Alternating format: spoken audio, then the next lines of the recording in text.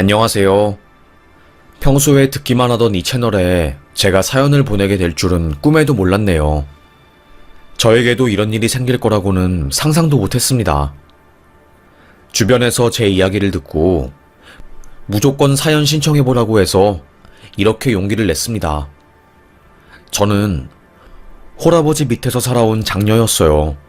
밑으로 여동생들 2명이 있고 제가 어릴 때 엄마가 자궁암으로 돌아가시면서 저희 가족은 똘똘 뭉쳐야 했지요.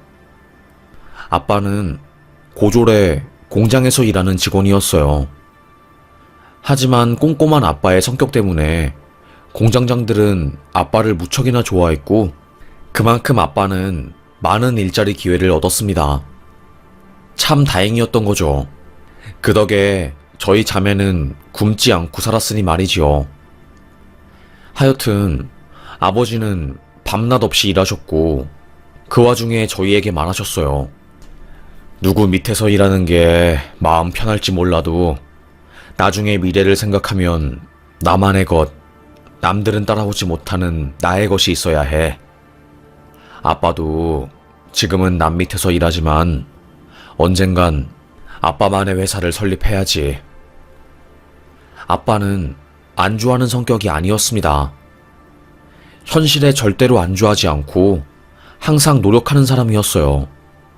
그래서 우연한 기회에 아주 운이 좋게 염료 공장을 싸게 넘겨받았고 거기서 4년 동안 공장 매출을 3배나 늘려서 성공한 사업가가 되었어요. 그 이후로 중국에서 밀려오는 값싼 염료 때문에 공장이 흔들리게 생기자 바로 팔아버리고 밸브 사업을 하셨죠. 가스관에 잠그는 밸브를 만드는 공장이었어요. 그 공장은 꽤나 잘 되었고 아빠가 일개 공장 직원에서 남들에게 인정받는 공장장이 되는 그런 타이밍이었습니다. 정말로 저는 아빠가 멋있었어요.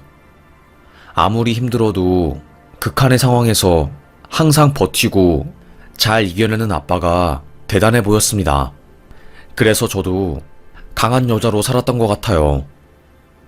아무래도 주변에서 엄마 없이 자란 것에 대한 시선이 곱지 않았거든요. 너는 엄마가 없어서 그렇게 성격이 억세니? 아주 어른한테 바락바락 대들고? 넌 성격이 왜 이렇게 여자답지 못하고 사납니? 학교 다닐 때부터 이런 말을 들었습니다. 여자답다는 게 저는 무슨 뜻인지도 모르겠고 그냥 전 단지 제 할 말을 다하고 살았던 것일 뿐이었어요. 아무래도 장녀이고 엄마의 빈자리를 대신하면서 동생까지 챙겨야 하니까 남들이 보기에는 제가 성격이 억세고 거친 사내 남자처럼 보였나 봐요. 하여튼 어른들이 저에게 하는 말들이 마음에 안 들었습니다. 마치 저보고 요조숙녀가 되라며 말하는 것 같았어요. 하지만 이 세상에서 저는 요조숙녀로 살아남을 수 없었지요. 하여튼 공부도 열심히 하고 제가 가고 싶어 했던 학과 진학에 성공한 저는 하루하루 즐겁고 재밌게 살았습니다. 그때 제 인생의 동반자를 만나게 되었어요. 사실 여러분도 아시잖아요. 겉으로는 센 척하는 사람들이 상처를 더 잘 받고 사람들한테 배신도 자주 당하고 그러는 것을요. 저도 그런 사람 중에 한 사람이었어요. 아무래도 저의 나약한 마음, 숨기고 싶은 가정 환경들 때문에 겉으로 더 세게 말하고 틱틱대고 그런 것이 분명히 있었지요. 하지만 제가 만난 남자는 그런 저를 무장해제하게 만들었어요. 유진아, 내 앞에서는 센 척하지 않아도 돼. 나는 유진이 네가 얼마나 좋은지 몰라. 너라는 사람 그 자체로 내게는 선물과도 같고 힘들 때면 힘들다고 말하고 의지하고 싶을 때면 의지하고 싶다고 말하면 돼. 그러니까 나를 믿어. 내게 기대. 이제는 집안을 혼자서 책임지려고 하지 말고 네 어깨에 있는 그 짐 같이 나누어 가지자. 엄청 감동했지요. 항상 모든 것을 혼자 판단하고 결정하고 책임져야 했던 저에게 누군가 인생의 짐을 함께 들어준다고 말하니까 그 말뿐이어도 너무나도 감동이었습니다. 그때부터 제가 그 남자한테 온 마음을 다 준 것 같아요. 이 사람이라면 나의 모든 것을 맡겨도 되겠구나. 정말로 이 사람이구나 싶었습니다. 그래서 사귄 지 얼마 되지도 않아서 바로 결심을 했던 것 같아요. 결혼 결심이요. 주변에서도 야, 니네 커플은 진짜로 결혼까지 꼴이 날 것 같아. 너무 대단한데? 어떻게 이럴 수가 있냐? 참, 대박이다 정말로. 그래, 너네처럼 서로 죽고 못 사는 커플은 처음이다. 유진이를 어린 아이처럼 무장해제 시킨 남자는 네가 처음인 것 같아. 제 주변 사람들은 온순하게 변한 저를 보고 신기해했어요. 사랑이 저를 그렇게 만든 것이었죠. 하여튼 결국에 대학을 졸업하고 취업한 뒤에 저희는 결혼에 꼴이 나게 되었습니다. 남편이 아이를 안 좋아해서 아이 없는 부부로 살기로 약속을 하고 하루하루 살고 있었어요. 남들과 다를 바 없는 신혼이었지요. 신혼 초에는 좋았다가 시간이 갈수록 티격태격하는 부분들도 있고 부부싸움도 막 하기도 했고 하여튼 뭐 남들처럼 살았어요. 그래도 행복했지요. 저에게 다가올 사건을 꿈에도 못 꾸고요. 결혼한 지 10년 정도 되었을 때였어요. 점점 연인이나 부부 사이보다는 가족, 아니, 친구, 아니, 전우애 같은 감정으로 함께 사는 남편과 저였지요. 아무래도 설레는 감정보다는 미움의 감정, 측은지심, 이런 것들이 더 컸어요. 지금 생각해보면 부부 생활 중에 권태기가 온 것 같아요. 하여튼 사막처럼 무미건조한 날들을 지내고 있을 때 우리 아빠가 쓰러진 겁니다. 연매출 수십억, 100억대를 넘나드는 사업체를 운영하던 아빠가 과로로 인해서 쓰러진 거였어요. 아버님이 쓰러지셨어요. 지금 큰일 났으니까 응급이니까 빨리 병원으로 오세요. 너무너무 놀랐습니다. 공장 직원의 전화를 받고 저는 한 걸음에 병원으로 달려갔어요. 거기서 듣게 된 이야기는 믿기 힘들었지요. 아빠가 뇌동맥에 이상이 생겨서 제대로 걷지도 못하고 말도 못하게 될 수 있다는 이야기였어요. 깨어날 수 있을지도 모르겠고 깨어난다고 해도 이전처럼 정상적으로 사회활동을 할 수는 없을 거라는 의사의 말이 있었지요. 저는 그때 하염없이 울었던 것 같아요. 아빠, 돈만 벌고 쓸 줄은 몰랐던 우리 아빠, 이렇게 허망하게 내 곁을 떠나려고 하는 게 어딨어. 아빠, 아직 죽을 때 안 되었어. 절대로 죽지 마. 아빠 제발. 저는 애원했습니다. 하지만 하늘은 저의 편이 아니었어요. 삐삐삐. 아빠의 가슴팍에 달린 심장 박동수를 측정하는 기계에서 불길한 소리가 들렸고 응급벨이 울리자 간호사와 의사들이 모두 아빠의 병실에 들어와서 심폐소생술을 했습니다. 하지만 이미 싸늘해져 버린 아빠. 아빠는 그렇게 떠나게 되었어요.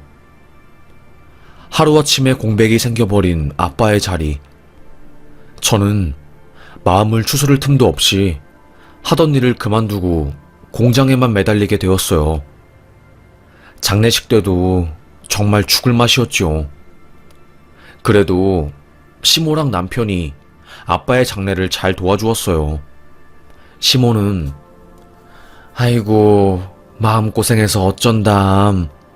아빠가 돌아가셨는데 얼마나 힘들겠어. 장례식은 우리한테 맡기고 한숨 잠이라도 좀 자고 와. 이대로 가다가 진짜 쓰러져. 그래, 여보. 여기 걱정은 하지 말고, 여보 좀 쉬다가 와. 내가 걱정이 되어서 안 되겠어. 남편과 어머님은 저를 걱정해 주었습니다. 아빠의 갑작스러운 죽음에 심신이 지친 저는 결국 장례식 한켠에 있는 방에서 휴식을 취했죠. 남편의 장례식은 남편 그리고 시모의 도움으로 잘 해결되었습니다. 더 다행인 것은 초등학교 때부터 친구였던 미영이가 장례식을 잘 도와주어서 복잡거리는 손님들에게 음식 대접을 빠르게 신속하게 할 수 있었어요. 아빠의 장례가 끝나고 마음을 추스른 저는 고마운 친구인 미영이에게 은혜를 갚을 겸 남편 맛있는 거 사주고 싶어서 셋이서 만나는 자리를 마련했습니다. 미영아, 나 너 없었으면 지금도 마음고생 엄청 하고 되게 힘들었을 거야. 우리 아빠 장례식장에서 자리를 지켜줘서 정말로 너무너무 고마워, 미영아. 그리고 남편, 자기가 없었으면 나도 꽤나 힘들었을 거야. 저를 도와준 둘에게 감사의 인사를 전했습니다. 제 말을 들은 미영이는 아니야. 나 이혼했을 때 네가 나 많이 위로해줬잖아. 이제 내가 그 마음을 갚을 차례지. 저희는 서로의 삶을 품앗이하면서 살고 있었어요. 아빠의 장례가 끝난 이후로 저는 패션 관련 일을 하는 것도 그만두고 바로 공장에 뛰어들게 되었죠. 미대 출신인 제가 이공계 사람들이 일하는 공장에서 어떤 걸 할 수 있겠어요. 그나마 회계에 제가 능숙했기 때문에 사장의 자리에서 회계 관련으로 밀린 서류들을 정리하고 아빠가 하던 계약과 사인을 제가 할 뿐이었죠. 하면 할수록 맞지 않는 옷을 입었다라는 느낌이 너무나도 강했습니다. 정말로 힘들었어요. 이건 아닌데 어떻게 하지? 하면서 안절부절한 날들이 수도 없이 많았지요. 점점 저는 초췌해지고 안색이 안 좋아졌던 것 같아요. 잘 하지도 못하는 일을 덜컥 맡았으니 말이지요. 그때 남편이 그러더라고요. 당신 많이 힘들지? 당신이 아버님 일 갑자기 덜컥 맡게 되어서 안색도 되게 안 좋고 내가 다 마음이 안 좋아. 당신은 미대 출신인데 갑자기 그런 일을 맡게 되었으니까. 그래서 내가 제안을 하나 하고 싶은데. 남편이 저에게 뜸을 들이면서 무언가를 말하는 것을 주저하더라고요. 저는 왜? 무슨 일인데 뭔 말을 하려고 하는데 그렇게 뜸을 들여? 이상하다 당신. 그게 아니라 당신이 힘들어하는 것 같아서 내가 아버님 자리를 대신 맡아서 일하는 게 어떤가 싶어서. 나는 대학 전공도 기계공학에다가 공대 출신이니까 아무래도 밸브 관련 설계도를 이해하기 쉽고 내가 일 처리를 더 잘할 수 있을 것 같거든. 남편이 사장 자리를 자기에게 잠시 달라는 거였어요. 그때 저는 남편이 아빠의 자리를 뺏는다는 생각을 안 했고 그저 착한 남편이 힘들게 일하는 나를 도우려고 하는구나. 정말 너무나도 좋은 사람이구나. 이렇게만 생각이 들었던 것 같아요. 그래서 저는 당연히 당신이 먼저 이렇게 말해주면 나야 너무나도 고맙지. 사실 사장 대리 역할을 하려면 이런저런 명의 문제도 있고 해서 공장 일부 명의를 남편에게 넘겨줘야 했어요. 당연히 저는 남편과 결혼 생활한 지 10년이 넘었고 무한한 신뢰를 줄 수 있는 사람이었기에 공장 명의를 넘기고 남편에게 이사 직함을 부여하려고 했습니다. 서류 작업까지 제가 틈틈이 하고 있었어요. 남편은 퇴사를 하고 공장에 나와서 부단히 일을 하고 공장이 돌아가는 과정에 대해서 익히고 있었고요. 하여튼 갑자기 돌아가신 아버지가 남긴 일거리들을 처리하느라 엄청 바빴습니다.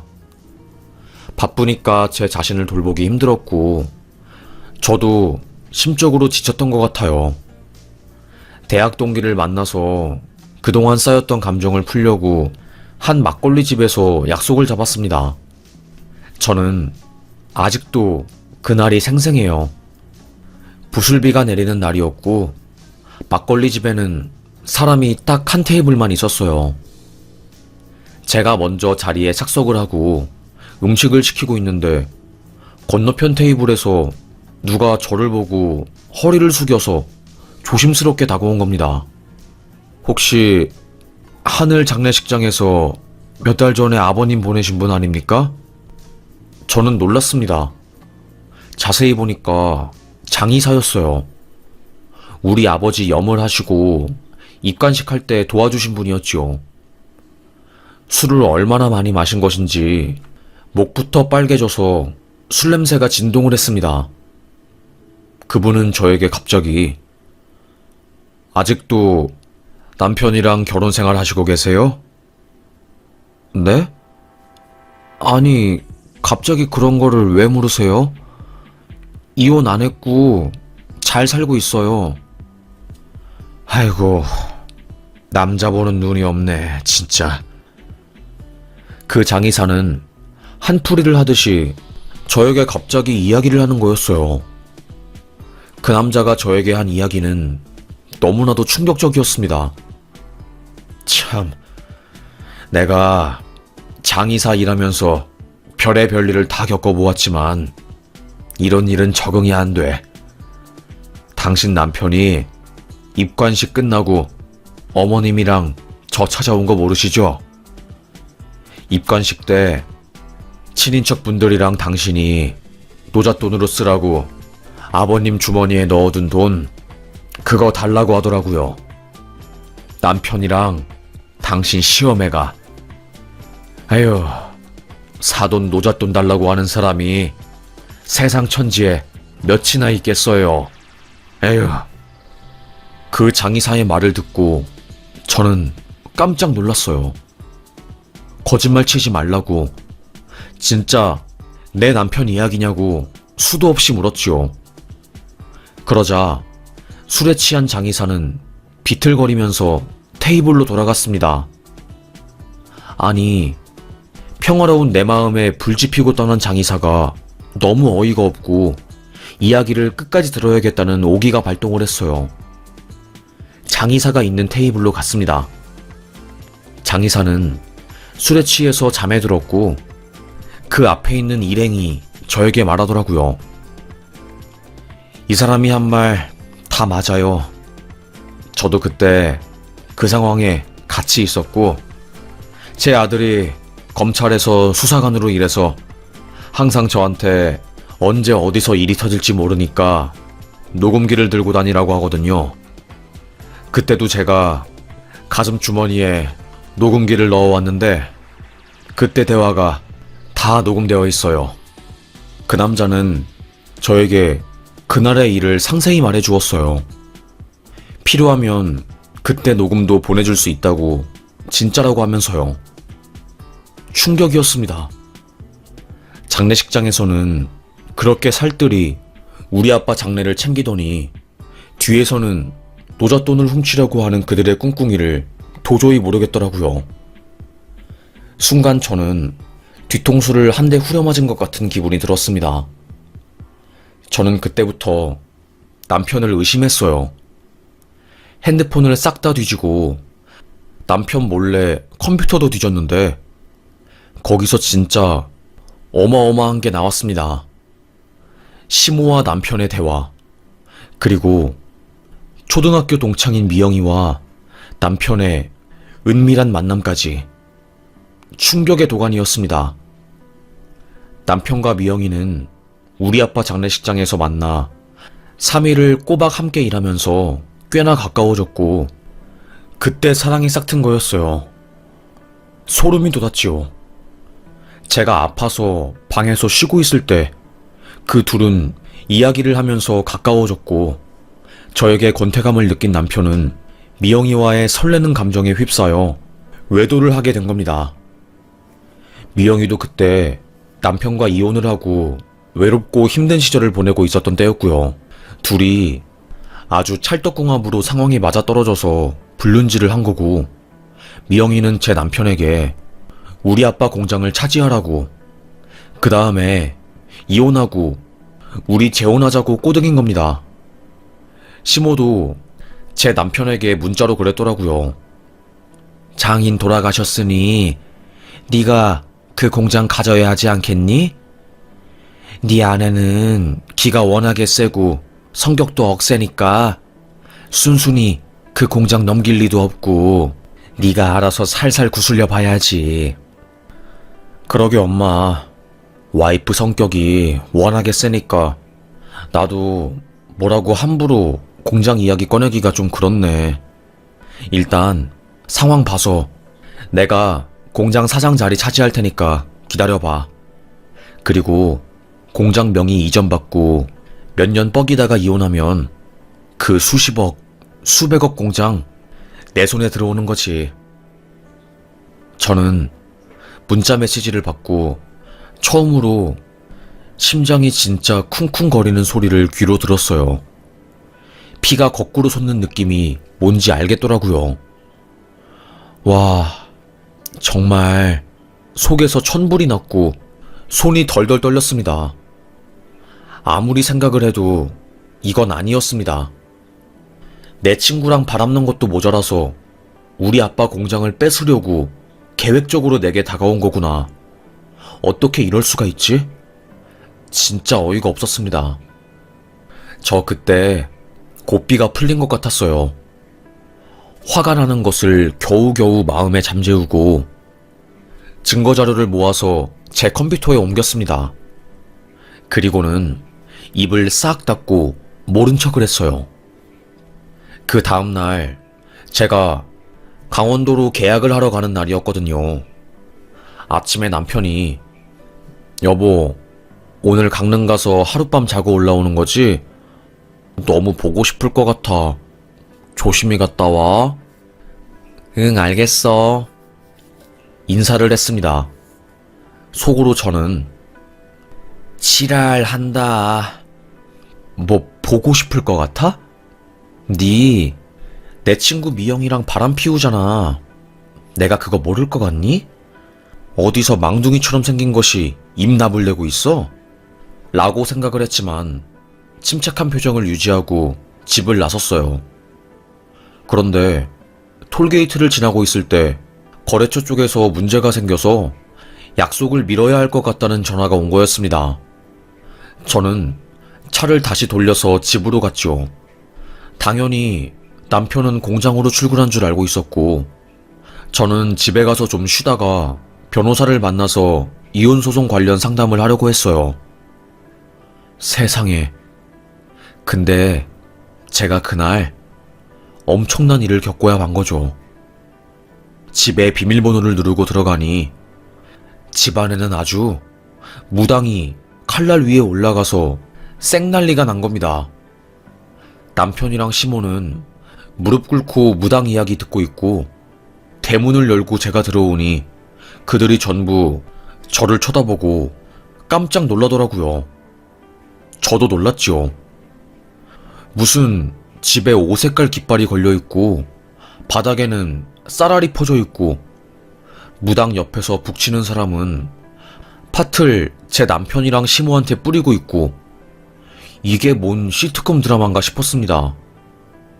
알고 보니 시모가 무당을 불러서 제 남편이 우리 아빠 공장 무사히 뺏게 해달라고, 그리고 저의 억센 기, 성격을 죽이고 자기 아들이 며느리를 밟고 올라가게 해달라고 무당까지 불러서 그 난리를 친 거였죠. 와, 저는 참을 수 없었습니다. 단전 호흡으로 진짜 성악하는 사람처럼 지금 뭐 하는 짓이야? 소리를 빡 질렀습니다. 놀이공원에서 코끼리가 꾸에 소리 지르는 느낌으로 말을 했어요. 무당은 제 목소리를 듣고 어머 어머 하면서 칼날 위에서 미끄러졌고, 순간 발에서 피가 쫙 나면서 부들부들 떨더라고요. 그리고서는 저를 보고 보통 기운이 아니야. 장군 기운이야, 장군 기운. 장군을 내가 몰라봤어. 말을 하시더라고요. 그리고는 옆에 있는 북을 가지고 있는 조수처럼 보이는 분에게 가자. 이러다가 화만 당하겠어.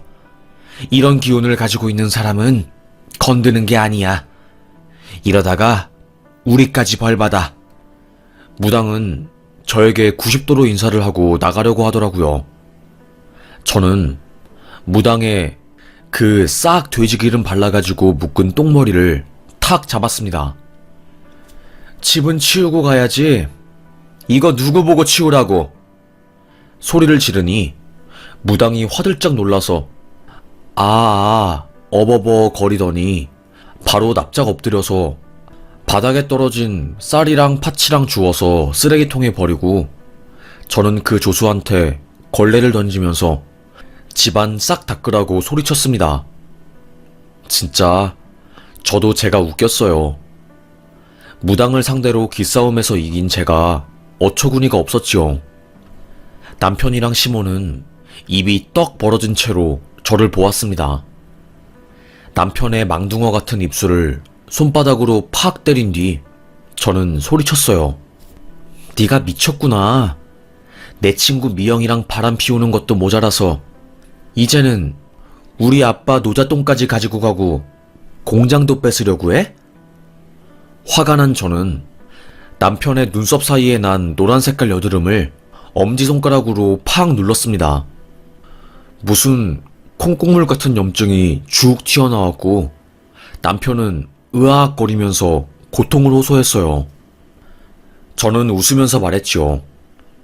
아주 꼴에 바람 피운다고? 피부과도 다니고 난리친다. 추한 거 알아? 너 진짜 늙은 오이야. 정신 차려. 너는 아직도 네가 파릇파릇한 새싹 같아? 너는 썩은 내 진동하는 망둥어일 뿐이야. 썩어 빠진 망둥어야. 저는 남편의 뺨을 찰싹 때렸습니다. 아주 옆볼이 넓적하고 면적이 넓어가지고 찰지더라고요. 제가 남편 뺨을 때리니까 시모는 우리 아들한테 뭐하냐고 하면서 제 뺨을 때리려고 하더라고요. 그걸 막아준 사람이 무당이었습니다. 무당이 시모 손을 잡고 장군님 기운 가지고 있는 사람 함부로 때리다가 진짜로 큰일 납니다. 이렇게 말하니 시모는 고개를 팩 돌렸습니다. 아주 무당은 집 청소하고 남편은 여드름 터져가지고 거울 보면서 울고 시모는 고개만 팩 돌리면서 끝까지 자존심 안 상한 척하고 개판이었어요. 그리고 웃기고 슬펐지요. 무당은 제가 사람을 몰라 뵙고 정말 죄송합니다. 용서해 주십시오. 라고 말을 한 뒤 집을 완전히 깨끗하게 치워놓았고 시모는 혼자서 꿍시렁거리다가 저희 집에서 쫓겨났고 저는 남편에게 마지막으로 욕을 퍼부었어요. 당신 인생 그따구로 살면 안 된다고. 그렇게 살다가 천벌 받는다고 하니 남편은 아무 말도 못하더라고요. 당신, 내가 당신한테 해주고 싶은 말은 딱 하나야. 얼굴값 한다고. 잘생긴 얼굴값이 아니라 못나고 여드름 폭발한 썩은 망둥어 같은 놈 거두어줬더니 자기 잘생긴 줄 알고 얼굴값 제대로 해서 너무 보기 싫어. 말하면서 욕을 냅다 했네요. 그렇게 저는 남편과 이혼했어요. 그리고 미영이한테 상간녀 소송 걸었고 제 동창들에게 미영이가 제 남편이랑 바람나고 상간녀 소송 당했다는 것도 말했습니다. 애들 사이에서 미영이는 소문이 아주 더럽게 나고 소위 난리가 났어요. 나중에 미영이가 저에게 연락을 해서 미안하다고 이혼하고 나서 너무나도 외롭고 마음이 헛헛해서 자기가 실수했다고, 정말 한 번만 용서해주면 안 되냐고 저에게 사과를 하더라고요. 저는 웃겼습니다. 니 진짜 미쳤구나. 외로우면 남의 남편 꼬셔도 돼? 그것도 친구 아버지 장례식장에서? 아휴, 정말 가지가지 한다. 나는 너 괜찮은 사람으로 알고 있었는데 그게 아니었구나. 정말 소름 끼친다, 소름 끼쳐. 너 앞으로 내 눈앞에 띄지 마. 한 번만 더 띄면 그때는 가만히 안 둘 거니까. 그리고 욕을 카악하고 친구의 번호를 차단했어요. 이혼하고 상간녀 소송 승소하고 위자료 받고 저는 아빠의 공장을 20년 넘게 아빠의 곁에서 지켜주시고 함께 일하신 분에게 맡겼습니다. 저는 이사로서 중요한 결정을 내릴 때만 의견을 내고 나머지는 오랫동안 공장을 지켜주시는 분들에게 경영을 맡기기로 했습니다. 그게 훨씬 낫더라고요. 아무리 제가 열심히 해도 그들이 훨씬 그 분야에서는 전문가였으니까요. 저도 그들에게 일을 맡기니까 속이 다 후련했고 시원했습니다. 오히려 공장은 그 이후로 더 잘 돌아갔어요. 저는 공장에서 물러나고 디자인 쪽으로 다시 취업을 하게 되었지요. 얼마나 다행인지 몰라요. 제가 적성에 맞는 일을 다시 시작하게 되었으니까요. 마음을 겨우 추스르고 다시 일상으로 돌아간 지 1년 정도 되었을 때, 와, 정말 세상 놀란 소식을 듣게 되었습니다. 친구가 저에게 전화를 한 거였어요. 야, 유진아, 너 그거 들었냐? 네 전남편 너한테 망둥어 닮았다고, 여드름 난 입술 두꺼운 망둥어 같다는 소식 듣고 충격이 엄청 컸나봐. 얼굴 갈아엎었대. 양악 수술하고 광대 쳐내고. 그런데 수술 완전 망했나봐. 얼굴이 무슨, 와, 진짜 쥐포 같아. 에? 쥐포 같다고? 친구가 보여준 전 남편의 성형 후 사진을 보자마자 저는 그 말을 이해했습니다. 쥐포에다가 립스틱으로 망둥어 입술을 그린 후 검은 깨로 눈을 그린 것처럼 생겼어요. 수술을 너무 많이 하니까 조화가 안 되었고 까만 피부에 입술만 둥둥 뜨고, 하여튼 전 남편은 벌 받았습니다. 수술이 잘못되어서 우울증에 걸리고 그랬다고 하더라고요. 아주 남의 아빠 노젓돈 훔쳐가지고 수술하다가 망해서 우울증 걸린 꼴 좋다 싶었습니다. 그리고 저는 미영이의 소식도 듣게 되었어요. 미영이는 상간녀 소송에 걸린 이후로 심적으로 많은 고통을 받았었나 봐요. 그 이후로도 유부남이랑 만나는 것을 반복하였고 자포자기한 심정으로 어마어마한 상간녀 소송을 당했다고 하더라고요. 거의 내야 할 위자료만 1억 정도 된대요. 한 사람당 3천만 원의 위자료를 줘야 하니까 거의 적어도 3명의 남자랑 불륜질을 하다가 사법기관에 참교육을 당한 거였지요. 꼴 좋았습니다. 제가 꼭 복수를 안 해도 지네들이 알아서 자멸을 하더라고요.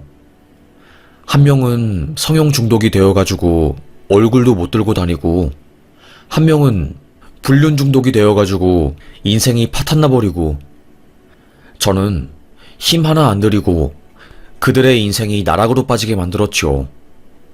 기분 좋았습니다. 이게 바로 손 안 대고 코를 푸는 거구나 싶었고요. 제 친구가 그러더라고요. 야, 무당이 너한테 벌벌 기면서 너네 집 청소까지 싹 하고 간 사람인데 너는 조상님이 지켜주는 존재인가 봐.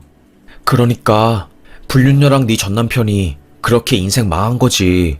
안 그래? 친구 말이 맞았습니다. 어릴 때는 저의 강인한 성격, 센 성격 때문에 어른들한테 손가락질 당하고 항상 성격을 죽이고 살라는 말을 많이 들었는데, 크고 나 보니까 저의 시원시원한 성격이 얼마나 살아가는데 큰 도움이 되는지 절절하게 깨닫게 되었어요. 정말로 할 말은 다 하고 살아야 하고 나의 주장을 확실하게 펼치는 게 이렇게 중요한지 처음 알았네요. 에휴, 솔직히 우리는 우리의 감정을 숨기고 타인의 감정을 우선시하라고 배우잖아요. 그거 아주 잘못된 것 같아요. 그렇게 살다가는 내 마음에 상처만 무수히 생기니까요. 그리고 저는 이혼 소송을 준비하면서 그 장의사분을 따로 찾아갔어요. 정말 고맙다고, 만약에 그날 그 정보를 알지 못했다면 남편한테 우리 아빠 공장 뺏기고 다 뺏겼을 거라고 말하며 고마움을 표했습니다. 그 장의사는 기억이 날 듯 말 듯한데 하여튼 그래도 잘 해결되어서 정말로 참 다행이라고 하면서 되려 저를 위로해 주더라고요. 참 착한 사람이었지요. 저에게 노잣돈 챙긴 사람들은 결국 가족이 멸망하거나 오래 못 살더라. 그러니 너무 마음고생하지 마시오. 참 따뜻했습니다. 그렇게 망둥어, 입술에 여드름 난 것처럼 생긴 망둥어 전남편 인생은 구렁텅이로 빠졌고, 상간녀, 불륜 저지른 그 미영이는 술집에 갔다가 다방에도 갔다가 정말 밑바닥에서 사는 사람처럼 살았더라고요. 그리고 웃긴 거는 제가 남편이랑 소송 중일 때 무당에게서 연락이 왔습니다. 그때 일 미안하다고, 자기네들도 20년간 무당일 하면서 칼춤 출 때 한 번도 칼에 발 베인 적이 없는데 그날따라 기운이 너무 세고 이상해서 결국 처음으로 실수했다고 말을 하더라고요. 오죽했으면 실수까지 하고 세월이 지났음에도 불구하고 이렇게 연락해서 사죄를 할까 싶었습니다. 그래서 저는 무당들에게 이제 그 이야기는 그만하고 사람 사주하고 저주하는데 신기 쓰지 말라고 했습니다.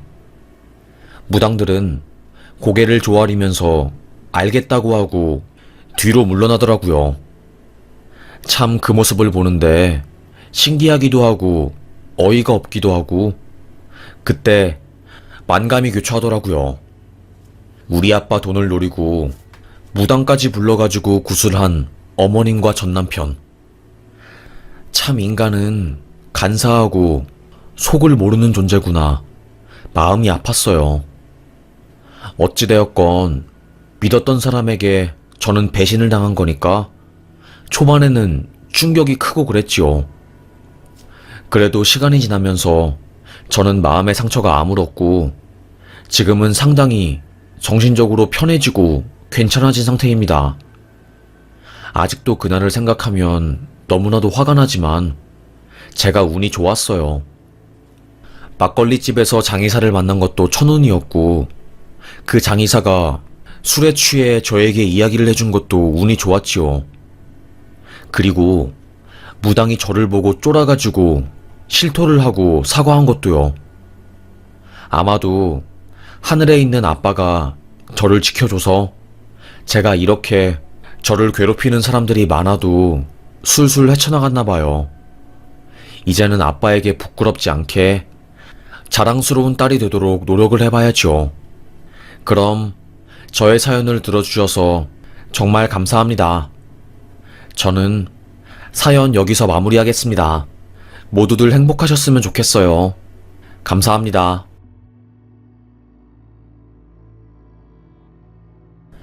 안녕하세요. 참 살다 보니까 제가 별일을 다 겪는 것 같아요. 사실 심심할 때 이곳에서 사연을 볼 줄은 알았지만 제가 저의 일을 이렇게 제보하게 될 줄은 꿈에도 몰랐거든요. 하여튼 저의 이야기를 좀 시작해보자면 저는 남들과는 다르게 시댁이랑 굉장히 친하게 지내는 스타일이었어요. 특히 형님과의 사이는 굉장히 가까웠죠. 저는 남들과는 다르게 좀 일찍 시집을 간 상황이었거든요. 아무래도 제가 어릴 때부터 꿈이 일찍 시집을 가서 아이도 많이 낳고 단란한 가족을 꾸리는 게 제 소원이었거든요. 그래서 일찍 결혼을 했는데 형님도 마찬가지였어요. 아이고, 동서는 어떻게 나랑 인생이 똑같아? 나도 아이 가지고 싶어서 일찍 결혼했는데 그런데 나는 원인 불명 불임으로 아이 가지지도 못하고 시험관만 거의 4년이 넘었어. 이제는 좀 지친다. 동서는 나 대신해서 아이도 많이 낳고 행복해야 해. 형님은 아이를 가지고 싶음에도 불구하고 가질 수 없는 몸이었습니다. 산부인과에서는 원인을 모르겠다고 하고 자연 임신 확률은 지극히 낮으니까 시험관을 해보라고 권유를 했나봐요. 형님은 아이 가지려고 일찍 결혼을 했는데 그게 무슨 소리냐고 하면서 굉장히 당황하고 슬퍼했지만 포기하지 않고 시험관을 시도한 거였죠. 그런데 시험관 시도하신 분들은 알 거예요. 그게 얼마나 힘들고 쉽지 않은 일인지요. 그래서 형님은 몇 년 하다가 결국 포기를 하셨고, 만약에 아이가 생긴다면 감사하게 받아들이고, 생기지 않는다면 그것조차 하늘의 뜻이라고 생각을 하고 덤덤하게 사는 상황이었어요. 저도 아이를 가지기 위해서 일찍 결혼을 했지만 신혼 3년째에도 자연 임신이 안 되어서 산부인과에 갔더니 몸에는 이상이 없고 자궁도 튼튼해요. 딱히 아이를 못 가지는 몸은 아닌데 다만 남편의 정자수가 다른 남자분들에 비해서 그래서 자연 임신이 힘든 것 같아요. 일단은 의학적으로 임신 관련해서 정확하게 밝혀지지 않은 사실도 있고 또 불임이라는 게 여러 가지 문제도 있고 남녀 둘 다의 문제일 수도 있으니까 누구 한 명의 탓을 하기보다는 시험관이나 인공수정 이런 거를 추천드릴게요. 아무래도 젊으면 젊을수록 임신 확률이 높고 몸도 건강해지니까 추천드리겠습니다. 저도 형님과 같은 처지가 되어버린 거였어요. 아이를 낳고 싶다는 그 마음 하나로 꽃다운 나이에 일찍 결혼을 했는데 내게 돌아오는 것은 아무것도 없고 아이도 못 가지고 그저 일찍 결혼한 품절녀, 아줌마라는 호칭일 뿐이었습니다. 그래서 저를 많이 위로해 주었지요. 나도 동서 마음 정말 잘 알거든. 나도 되게 우울했고 내가 여자로서 역할을 제대로 못하는구나 라는 생각에 친구들도 만나기 싫고 그랬어. 시간이 갈수록 친구들은 제때 결혼도 하고 아이도 가지는데 나는 그러지 못한다는 사실에 굉장히 울적하고 죽고 싶었고 내가 무슨 말 하려는지 알지? 그래도 동서는 아직 젊기도 하고 포기하지 마. 응? 형님은 저에게 따뜻한 위로의 말씀을 해주었습니다. 그 말이 얼마나 감동인지 몰랐어요. 정말 나랑 비슷한 아픔을 겪었는데 형님은 좌절하지 않고 남을 위로해 줄 수 있는 그런 경지에 올라갔구나 하면서 형님이 부러움과 동시에 저도 나름대로 열심히 살려고 했습니다. 아무래도 바쁘게 살아야지 우울한 감정도 사라지고 또 내 자신에게 집중할 수 있더라고요. 그렇게 흐른 세월이 7년이었어요. 연애 3년에 아이 가지려고 노력한 거 3년, 그리고 1년은 시험관 시술을 했지요. 하지만 매번 수정에도 실패하고 미치겠더라고요. 배란 유도 주사를 맞으면 배에 시퍼런 멍이 가득 들고 내 몸은 몸이 아니고 짐승이 된 것만 같은 기분이 들었죠. 언제까지 아이를 낳기 위해서 이런 짓을 해야 하나. 매달 병원에 가고 주사 맞고 남편도 그렇고 저도 그렇고 지쳤습니다. 남편이 먼저 저에게 그러더라고요. 우리 그냥 하늘이 아이를 주시면 그때는 정말 감사하게 받아들이고 주지 않으시면 우리끼리 행복하게 살까? 솔직히 그래. 아이 가지는 거 중요해. 나도 아이 가지는 거 너무나도 원했고. 그런데 몇 년 동안 우리 열심히 노력했잖아. 하지만 쉽지 않다는 것을 알았으니까 이제는 조금 내려놓는 것도 필요한 것 같아. 언제까지 이렇게 계속해서 매달릴 수는 없는 것 같아. 당신은 그 사이에 우울증도 걸리고 자존감도 낮아지고 임신이라는 그 사실 때문에 우리 부부가 오랫동안 힘들어했잖아. 그 누구보다 행복해야 하는 결혼 생활의 절반이 아이 가지는 문제 때문에 냉랭했으니까. 남편이 먼저 저에게 시험관을 조금 나중에 생각해 볼 것을 권유하더라고요. 저도 남편과 동일한 의견이었습니다. 시험관 시술 때문에 정말 오랫동안 힘들었고, 저는 하고 싶은 것도 제대로 못하는 상황이 되어버렸으니까요. 결국 저는 이를 꽉 깨물고 남편에게 말했어요. 당신 말이 맞는 것 같아. 만약에 우리가 아이를 가질 운명이라면 삼신할매가 우리에게 아이를 내려주시겠지. 나도 이제는 마음을 조금 놔야 할 것 같아. 저도 형님처럼 시험관을 포기하고 그냥 임신이라는 것을 하늘에 맡기게 되는 지경에 이르게 되었어요. 처음에는 단짝 친구와 절교한 것처럼 마음이 헛헛하고 굉장히 힘들더라고요.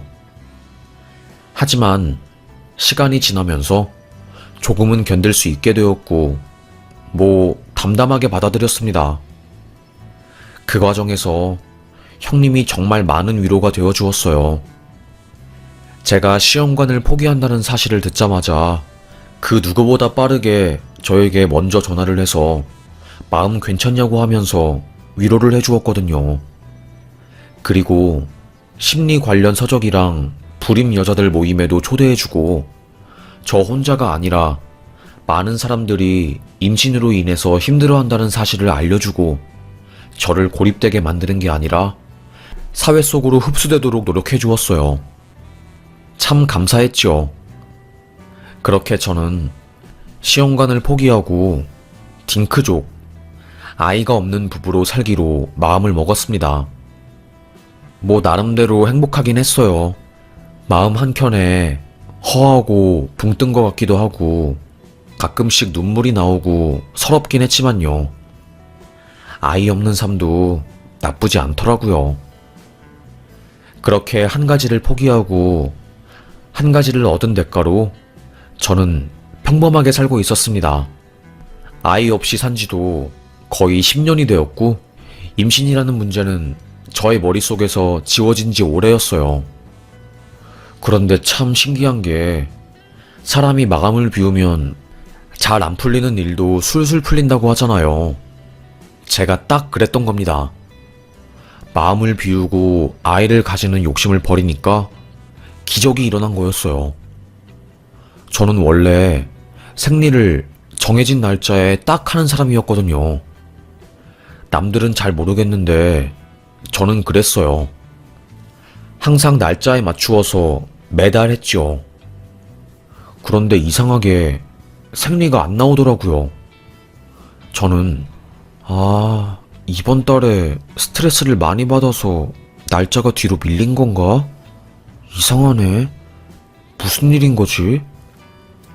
조금 긴가민가 했습니다. 이럴 리가 없는데 어떻게 하면 좋을까 하고요. 그런데 2달이 넘었는데도 생리를 안 하는 거예요. 제가요. 왜 생리를 안 하는 거야? 스트레스를 많이 받아서 그런가? 아무리 스트레스 받아도 이런 적이 없었는데? 저는 점점 제 몸 상태가 걱정이 되었어요. 제가 원래는 이런 사람이 아닌데 갑자기 생리도 안 하니까 불안했지요. 친구에게 말하니까 에? 그럼 너 임신한 거 아니야? 에이, 내가 무슨 임신이야. 10년 동안 임신한다고 시험관하고 난리치고 한약 먹고 그랬는데도 안 됐는데. 야, 혹시 몰라? 삼신할매가 너 마음 비웠다고 이쁘게 봐줘서 너한테 선물로 아이를 내려주셨을지? 일단 임신 테스트기 해봐. 믿져야 본전일 거 아니야. 굳이 임태기 안 할 이유도 없고. 친구의 말에 저는 흔들렸지요. 설마 내가 임신? 에이, 설마. 그래도 뭔가 기대가 되었어요. 저는 퇴근 후 테스트기를 사서 집에 갔지요. 자꾸 기대가 되었지만 계속 기대하면 실망도 큰 법이니까 마음을 비우려고 했어요. 그런데 그때 세상에 희미하게 뜨는 두 줄의 임신 테스트기 결과, 저는 펑펑 울었던 것 같아요. 진짜 사람이 엄청 울면 숨이 넘어갈 것 같더라고요. 제가 딱 그런 상황이었어요. 눈물이 너무너무 나서 숨이 넘어갈 것 같고 말도 못할 정도로 진짜 꺼옥꺼옥 됐죠. 남편이 집에 와서 무슨 일이냐고 저에게 물었고 저는 훌쩍이면서 남편에게 말했습니다. 여보, 나 임신한 것 같아. 어떻게 하면 좋아? 나한테도 기적이 일어난 거야. 여보. 펑펑 울었습니다. 남편은 그게 무슨 소리냐고 하면서 제 손에 들린 임신 테스트기를 보았고 함께 울었어요. 다음날 병원에 갔고 병원에서 수정이 잘 되었다고, 정말 대단하고 기적이 일어난 거라고 하면서 저에게 말을 해주더라고요. 저의 친정은 물론 시댁도 난리가 났습니다. 아이고, 그렇게 간절하게 아이 가지는 것을 원하더니 결국에 이렇게 되었구나. 세상에, 너무너무 좋다. 너무 좋아. 엄마도 울고 시모도 울고 온 집안은 눈물바다가 되었습니다. 형님도 제 임신 소식을 듣고 눈물을 글썽이면서 동서, 부럽다. 정말로 간절한 사람한테 아이가 찾아가는 말이 맞나 봐. 나보다 동서가 더 간절했던 거야. 아이 가진 거 너무너무 축하하고 정말로 대단해. 형님은 저의 손을 꼭 잡아주었습니다. 왜 그런지는 모르겠는데 약간 미안했어요. 형님은 저보다 훨씬 더 일찍 아이 가지는 것을 원했던 사람이었거든요. 저 혼자서 그 힘든 상황에서 쏙 빠져나가고 행복해하는 것 같아서 형님 앞에서 함부로 웃지도 못했습니다. 그렇게 조심조심 집에서 몸을 조리하고 있을 때였어요. 형님이 전화가 왔더라고요.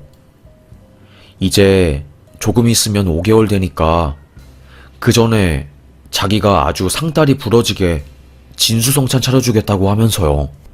형님, 아니에요. 아이고, 안 그래도 죄송스러운데 밥까지 얻어먹으면 더 죄송스럽지요. 그렇게까지 안 해주셔도 되는데. 아니야. 내가 우리 동서 맛있는 거 꼭 해주고 싶어서 그래. 그래서 그런 거지. 미안해하지 말고 빨리 놀러와. 내가 맛있는 밥 해줄 테니까. 형님은 저에게 밥을 차려준다고 시장까지 봐왔대요. 저는 안 갈 수가 없었죠. 그렇게 무거운 몸을 이끌고 뒤뚱거리며 형님의 댁에 놀러갔습니다. 듣던 대로 상다리가 부러질 듯이 음식이 차려져 있었고 저는 너무 감사했어요. 저를 위해서 이렇게 음식을 차려준다는 게 감동이잖아요. 가까운 사이도 아니고 형님과 동서의 사이니까요. 제가 한 입 크게 밥을 먹으려고 할 때 갑자기 아주버님이 집에 들어오셨습니다. 제가 집에 온다는 소식을 듣고 평소보다 일찍 퇴근을 하신 거였어요. 아이고, 소식 들었어요. 임신 너무 축하해요, 재수씨. 그토록 바라던 임신이니까 얼마나 기분이 좋겠어요. 와, 진짜 대단해. 아무리 생각해도 대단해. 이건 기적이야. 감사했습니다. 아주버님은 안방으로 들어가서 옷을 갈아입고 주방을 서성이더라고요. 그런데 갑자기 아주버님이 형님을 부르시는 겁니다.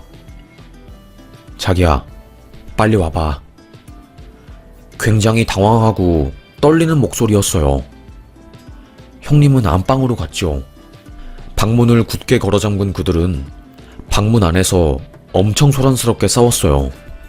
저는 아니 대체 무슨 일이길래 이렇게 싸우는 거야? 진짜 이상하네. 뭔 일이라도 있는 건가?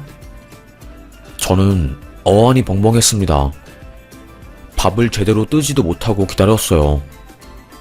안방 안에서는 심상치 않은 이야기들이 들려왔죠. 당신 진짜로 미친 거야? 해도 이건 아니지. 선이라는 거는 지키라고 있는 거야. 당신이 질투에 눈이 멀어서 사람 한 명을 죽이려고 한 거라고. 내가 약사인데 당신한테 속았지 진짜. 어쩐지 그 약을 달라고 했을 때 뭔가 이상했어. 이거 약 먹으면 임산부들 자궁 수축되어서 유산 확률 급격하게 올라가는 거 당신도 알잖아. 그런데 당신이 필요하다고 해서 나는 아무 의심 없이 처방을 해서 당신한테 줬는데 이게 왜 주방에 있어? 그것도 껍질이 벗겨진 채로 가루들 다 떨어져 있고.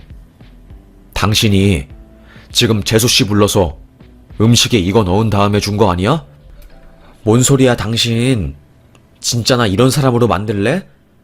나 당신이 생각하는 것만큼 그렇게 쓰레기 아니야. 무슨 소리를 하는 거야? 아무리 그래도 그렇지. 그 약은 내가 너무 어지럽고 속이 메슥거려서 인터넷으로 알아보다가 그 약이 직방이라고 하길래 그래서 당신한테 사오라고 한 거였어. 그들의 이야기는 충격적이었습니다. 저는 그 대화를 듣고 무서워서 손이 달달 떨렸어요. 아무리 생각을 해도 이건 아니었습니다. 소름이 끼쳤어요. 저는 방문을 열고 아주버님, 저 밖에서 다 들었어요. 도대체 이게 무슨 소리예요? 아니, 제가 먹을 음식에 형님이 유산되는 약을 넣었다고요? 아주버님은 고개를 팍 숙였어요. 형님은 그게 아니라 오해야, 오해라고. 하지만 저는 형님의 말을 듣지 않았습니다. 아무리 생각을 해도 이건 아니었고 충분히 형님이 저를 질투해서 그럴 수 있다고 생각을 했거든요. 저는 형님이 선을 넘었다고 생각을 했고 더 이상 이야기를 지속할 수 없다고 판단을 해서 상을 업고 나왔습니다. 저요, 10년을 기다려서 임신한 몸이에요. 그런데 저에게 밥을 차려주신다고 하면서 밥에 약을 넣어요? 이건 아니죠. 오죽했으면 아주버님이 형님을 안방으로 불러서 뭐라고 하시겠어요. 이거는 그냥 못 넘어갈 것 같아요. 솔직히 마음 같아서는 살인미수죄로 경찰에 신고하고 싶은데 임신하기도 했고 일 크게 벌이기 싫으니까 그냥 저희 연락하지 맙시다. 형님은 믿었는데 저에게 이렇게 뒤통수 칠 줄은 상상도 못했네요. 저는 욕을 빽 하고 나왔습니다. 그렇게 저와 형님은 연을 끊게 되었고 남편에게 말해서 집안의 대소사에도 저는 참석하지 않았어요. 임신한 그때의 저는 거의 고슴도치였습니다. 내 아이를 건드리려고 하는 그 어떠한 사람도 용서하지 못하고 가시를 세우고 복수하겠다 라는 마인드였어요. 그래서 저도 그때 그렇게 예민하게 반응한 거였죠. 저는 아이를 낳았어요. 너무나도 정말 이쁜 딸아이였어요. 아무래도 힘들게 키운 아이다 보니까 정말 내 심장이라도 빼서 주겠다는 마인드로 아이를 키우게 되었습니다. 오냐오냐 키웠고 또 온실 속의 화초처럼 키웠어요. 그렇게 아이를 키우면서 세월을 보내고 있었습니다. 그 일이 제 인생을 바꾸어 놓은 일이 터졌지요. 그때 당시 아이 나이가 8살이었을 거예요. 제가 회사로 복직을 하면서 아이 학교하는 것을 챙기지 못했어요. 대신에 학교 끝나고 바로 학원에 가도록은 해놓았지요. 그때 일이 터진 거였어요. 딸아이를 어떤 놈이 유괴하려고 한 거였습니다. 몹쓸 짓을 하려고 그 학교 앞에서 서성이고 있었고 제 딸이 타겟이 된 거였어요. 그래서 졸졸 따라갔대요. 그런데 제 딸이 낯선 남자의 손을 잡고 걸어가는 모습을 본 형님이, 정말 그 모습을 우연히 본 형님이 당신 지금 내 조카 데리고 어디를 가시는 겁니까? 처음 보는 얼굴인데 우리 수진이 데리고 어디 가시는 거냐고요? 수진아 일로 와. 낯선 사람 따라가지 말라고 했지? 큰엄마 말 들어. 형님이 제 딸의 손을 탁 잡았고 그 순간 그 범죄자가 거의 다 범죄에 성공할 뻔했는데 이상한 여편네가 끼어들어서 망해버렸다고 생각하면서 열이 확 받은 거였어요. 그래서 바로 주먹을 형님에게 날린 거였죠. 아무리 힘이 센 여자여도 남자의 힘을 당하지는 못하잖아요. 형님은 제 딸을 지키겠다고 그 미친 또라이 놈의 발길질과 주먹질을 버텨낸 거였습니다. 앞니가 다 부서지고 광대가 함몰되는 큰일이었어요. 대낮에 벌어진 일이었는데도 으슥한 골목이라 인적이 없었고 형님은 아이를 품에 품고 발길질을 맞은 거였어요. 여기 아심병원인데요. 빨리 와주시길 바랍니다. 환자가 응급이라서요. 전화를 받은 저는 황급하게 병원을 가게 되었고 거기서 타박상을 입은 제 딸과 사경을 헤매는 형님을 보고야 만 거였어요. 그때 형사가 와서 저에게 상황을 설명해 주었고 아동 관련 전과가 있는 놈이 출소한 지 6개월도 되지 않아서 범행을 계획하고 초등학교 앞에 서성이고 있었다고. 그래서 집으로 아이를 데리고 가려고 하다가 우연히 이분이 아이를 발견하셔서 구하려고 하다가 이렇게 크게 다친 거라고 말하는 거였어요. 저는 충격이었죠. 제가 아이를 품었을 때 저의 아이를 훔치려고 한 줄 알았던 형님이 목숨을 던져서 제 아이를 구했으니까요. 저는 펑펑 울었습니다. 누워서 사경을 헤매고 있는 형님에게 형님, 도대체 이게 어떻게 된 일이에요, 형님? 제발 일어나세요. 일어나서 저에게 어떻게 된 일인지 말 좀 해주세요. 이건 아니잖아요. 이렇게 누워있을 형님이 아니시잖아요. 저는 애원했습니다. 제발 일어나라고요. 일주일간의 혼수 상태 끝에 다행히 형님은 일어나게 되었고 의식을 되찾고 수술을 받은 뒤 의사소통이 가능하게 되었어요. 마침 형님이 그 시간대에 거래처 상담이 있었고 그래서 그 동네를 지나가고 있었던 거래요. 그런데 한 아이가 이상하게 모자를 푹 눌러쓰고 음침해 보이는 남자의 손을 잡고 가는 모습을 보고 직감상 쎄한 기운을 느꼈고 그래서 뒤를 따라갔는데 자세히 보니까 제 딸내미였던 거였죠. 그래서 당신 지금 뭐 하는 거냐고, 내 조카를 왜 끌고 가냐고 화를 냈고 그 또라이 범죄자 그놈이 헷가닥 돌아버려가지고 저희 형님을 미친듯이 죽일 듯이 팬 거였어요. 정말로 형님이 아니었으면 제 딸은 아주 큰일을 겪을 뻔했던 것이었죠.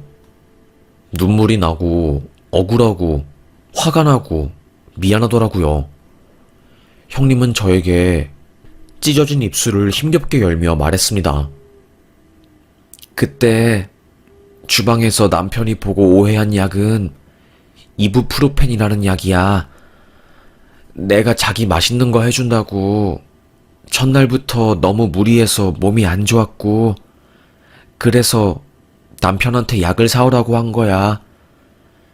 나는 요리하면서 너무 뜨거운 곳에 있으니까 몸에 열이 더 올라오고 힘들어서 약 먹고 그걸 음식 옆에 둔 건데 남편이 오해하고 나를 무슨 질투에 눈 멀어서 아이까지 지우려고 그런 여자로 착각한 거지. 그때 남편이 힘들었던 상황이었고 의처증도 있었고 그래서 내가 하지도 않은 행동이었는데 의심하고 그랬어. 그 당시에 내가 너무 억울해서 정신과도 다니고 그랬거든.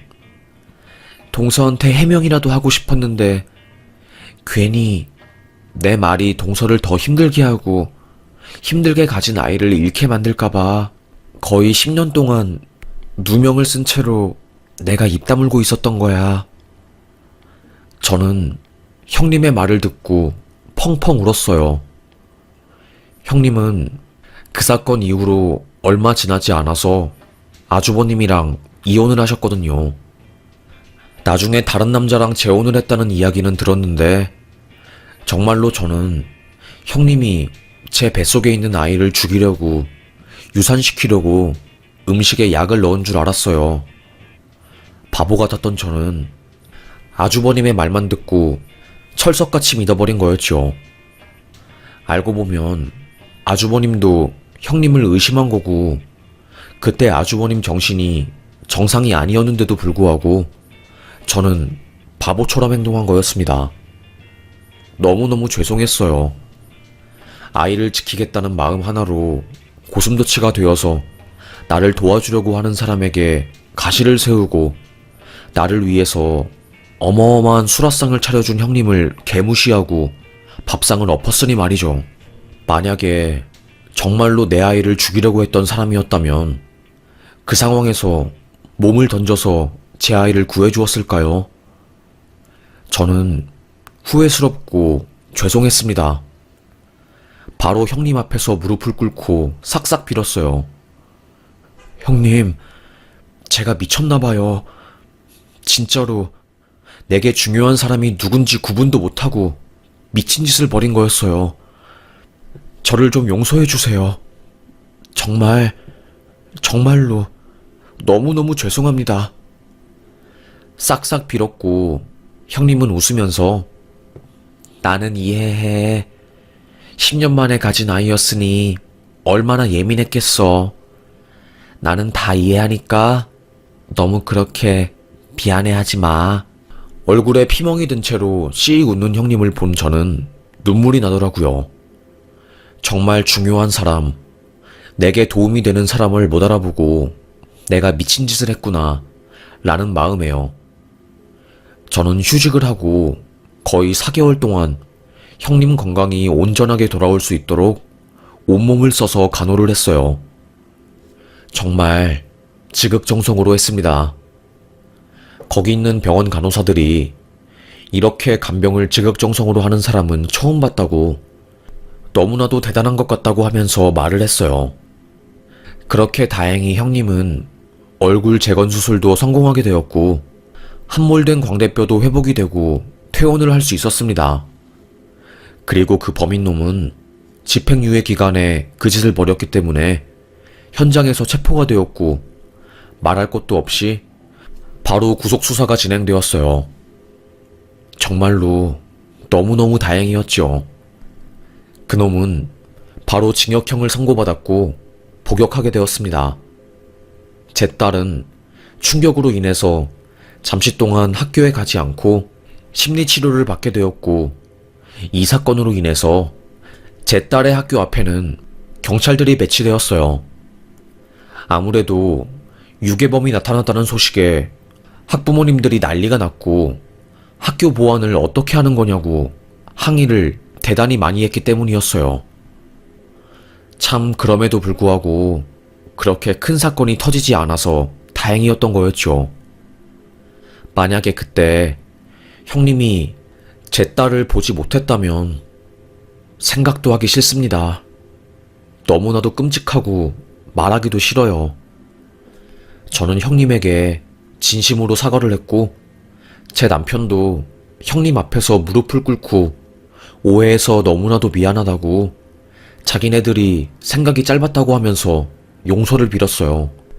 너그럽고 착한 형님은 괜찮다고, 사실 억울하기도 하고 힘들었지만 자식을 지키고 싶어하는 부모의 심정을 이해 못하는 것은 아니기 때문에 다 받아들일 수 있다고 하면서 저희를 용서해 주었네요. 참 다행이었지요. 하여튼 그렇게 상황은 마무리가 되었어요. 저는 형님과 거의 1시간 정도 울면서 서로의 마음을 털어놓은 것 같아요. 그리고 정말 기적이 찾아오게 되었습니다. 형님이 임신에 성공했다는 소식이었어요. 40이 훌쩍 넘은 형님이 그 사건이 생기고 1년 뒤에 임신을 했다고 연락이 온 거였어요. 저는 너무 놀라서, 형님, 그게 정말이에요? 아니, 어떻게 이런 일이 생겨요? 세상에, 말도 안 돼. 너무 신기하잖아요. 세상에. 정말 마음을 놓고 비우면 삼신할매가 아이를 선물해준다는 말이 맞나봐요, 형님. 너무너무 감격스러워요, 형님. 저는 펑펑 울었습니다. 형님은 재혼한 분과 결혼하고 나서도 아이를 가지려고 노력하고 시험관을 계속했나봐요. 하지만 빈번하게 실패를 했고 수정도 제대로 안 되어서 거의 자포자기 심정이었는데, 이 일이 터지고 나서 휴식 기간을 가지다가 시험관을 다시 했는데 그때 성공하게 된 거였지요. 동서, 정말로 마음을 비워야 한다는 말이 맞나 봐. 나는 내 인생에 아이는 없는 줄 알았는데 기적처럼 이렇게 아이가 찾아오네. 너무 신기해. 너무 감사해. 나 동서 덕분이야. 아이고, 제 덕분이라니요. 오히려 저 때문에 형님이 마음고생만 하시고 제가 너무너무 죄송하지요. 그래도 이렇게 기적이 일어나게 되어서 진짜 너무 기뻐요. 어떻게 이런 일이 생겨요, 정말. 세상에. 형님은 그 이후로 조심히 태교를 하고 아이를 낳게 되었습니다. 딸이었어요. 정말 이뻤지요. 형님의 큰 눈망울을 닮아서 사슴 같았고 정말 아름다웠습니다. 그냥 존재 자체가 선물이라는 말이 실감이 되는 아이였어요. 그 아이가 커서 저희 딸과 친하게 지냈고, 얼마 전에 그 아이가 반에서 괴롭힘을 당했는데 제 딸이 형님의 딸 반에 찾아가서 괴롭힌 아이에게 한마디 하고 그런 일이 있었네요. 전에는 형님이 제 딸을 지켜주었는데 이제는 훌쩍 커버린 제 딸이 형님의 딸을 지켜주고 그러네요. 비록 형님이 저희 아주버님과 이혼을 하셔서 이제는 호적상으로 남남이 되어버렸지만, 사실 정말로 형님과 저는 가족보다 더 가까운, 피보다 더 진한 그런 관계가 되었어요. 아이들끼리도 너무너무 친하고 보기가 좋아요. 제 딸이 가장 좋아하는 사람은 엄마도 아니고 아빠도 아니고 바로 저의 형님과 형님의 딸이라고 말할 정도로 가까운 사이가 되었네요. 엄마 아빠에게 못하는 말은 형님에게 말할 정도로 참 가깝게 하하호호 지내고 있습니다. 얼마 전에 저희 가족과 형님의 가족이 여행을 갔다가 과거 이야기를 하면서 눈물도 흘리고 마음고생했던 게 떠올라서 이렇게 사연을 작성하게 되었네요. 저도 그렇고 형님도 그렇게 젊은 날들이 너무나도 힘들어서 죽고 싶었다가 결국에 이렇게 행복하게 되었고, 그래서 만감이 교차하는 것 같아요. 참 신기하고 감사한 나날들이지요. 이런 게 쉬운 일은 아니니까요. 그쵸? 하여튼 참 오해로 비롯되어서 천운으로 맺어진 인연을 놓칠 뻔하다가 기적적으로 다시 그 천운을 붙잡을 기회가 생겨서 지금 이렇게 사이좋게 잘 지내는 것 같습니다. 편협한 생각으로 내 주변에 있는 귀한 사람을 놓칠 뻔한 제가 바보 같았고, 이제는 절대로 두 번 다시 같은 실수를 하지 않으려고요.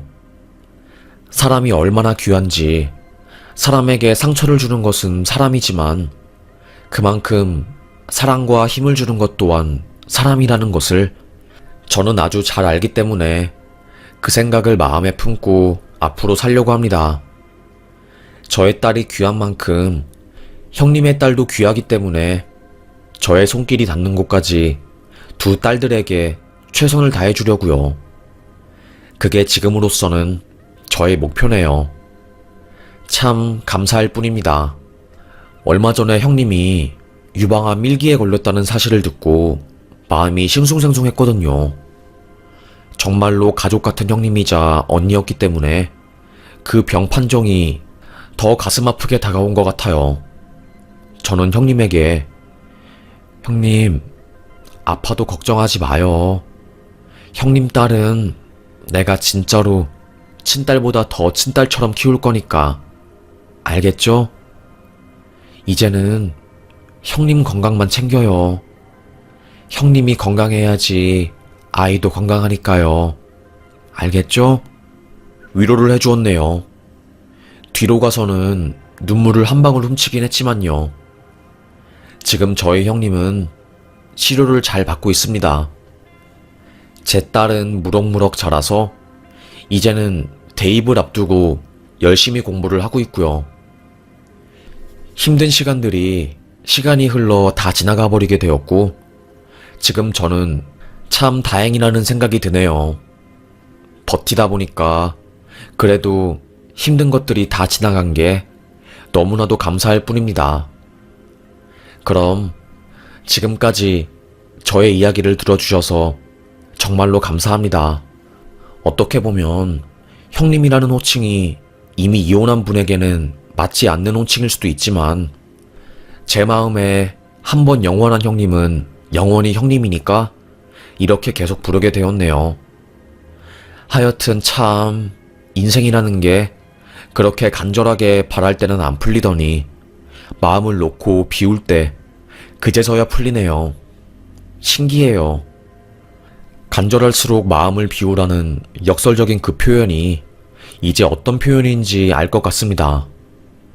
그럼 저의 이야기를 들어주셔서 정말로 감사합니다.